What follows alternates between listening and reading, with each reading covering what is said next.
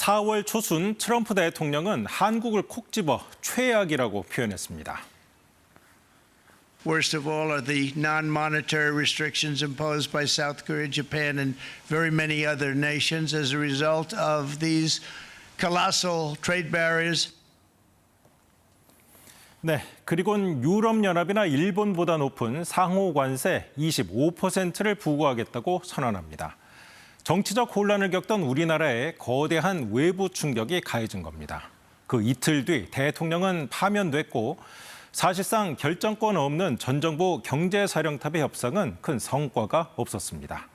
이재명 정부 출범 이후에도 미국의 일방 통행은 계속됐습니다.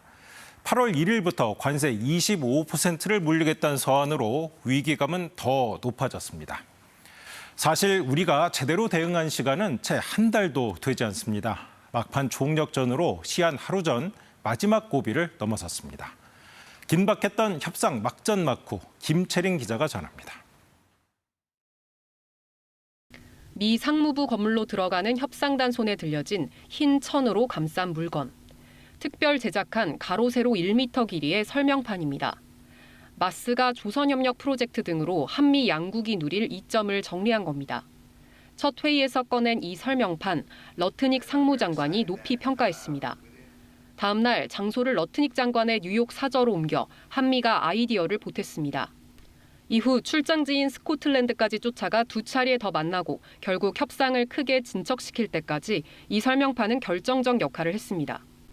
The South Koreans flew to Scotland to meet with me and Ambassador Greer after dinner. I mean, think of how much they really want to get a deal done. 줄다리기를 이어오던 막판 협상도 이후 긴박하게 돌아갔습니다. 현지 시각 30일 3+2 협상에 이어 걸려온 전화.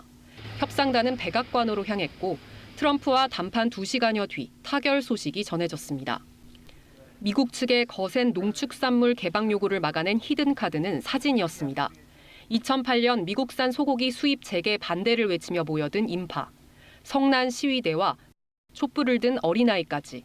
미리 골라간 생생한 사진들을 계속 들고 다니며 미국 측 협상 대표들에게 보여줬습니다.